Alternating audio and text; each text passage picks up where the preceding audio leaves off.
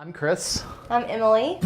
When we started dating, everybody talks about those things in their dating, like, if we were to get married, like, do we want to have kids? How many do we want to have? And yeah, we always wanted to have kids. Like, that was a desire we both had, and it was never a question of whether we wanted to have kids. It was really a question of how many kids did we want to have.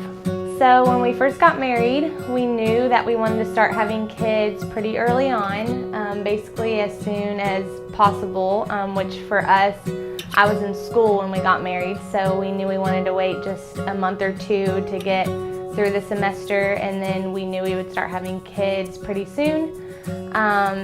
But we started trying, and like 6 months had gone by and still no pregnancy.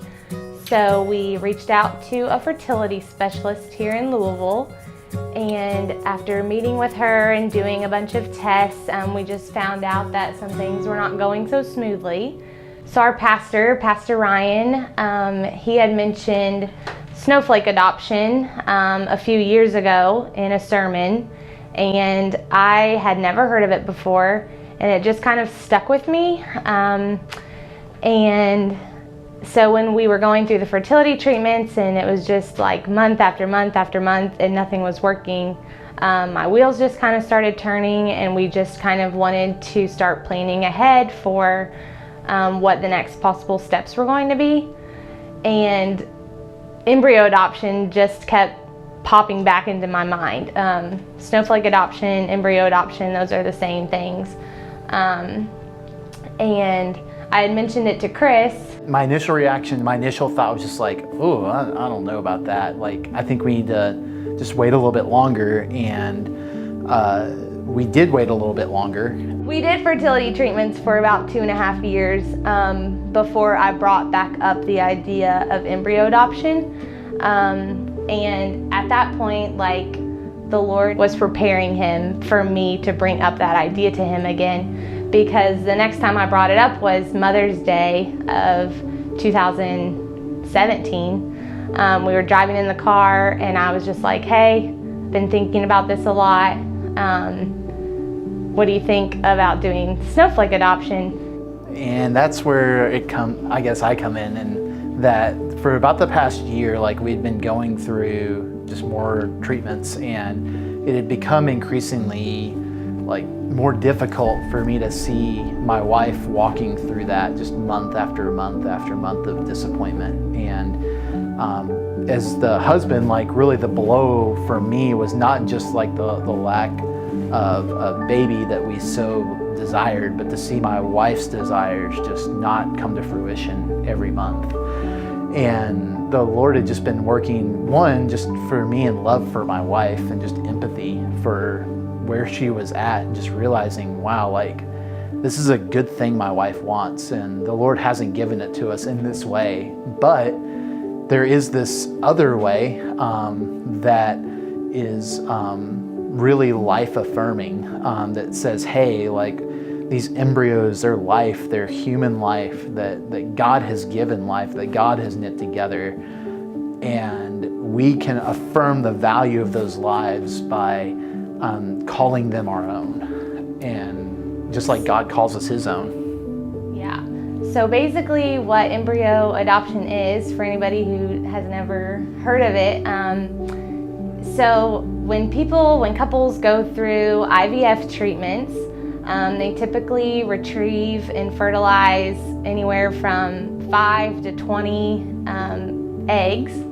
And those fertilized eggs are embryos, and we believe that those embryos are life. We believe that they are babies.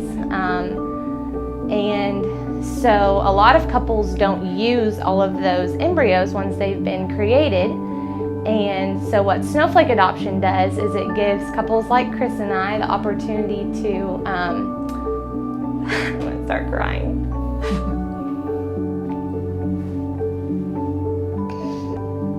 I can't finish it. Hold on a second.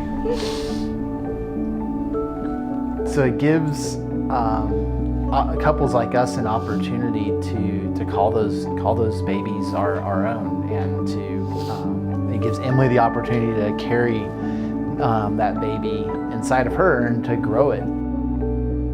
So we started the process back in 2017 in April, and we were pretty quickly approved for the program. We went through a place called the National Embryo Donation Center. It's in Knoxville, Tennessee.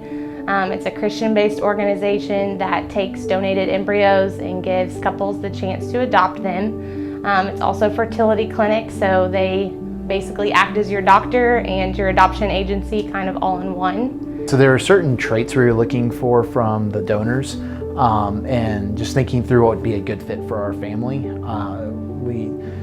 You select, you narrow down to just 5, and then you narrow down to 1 from there.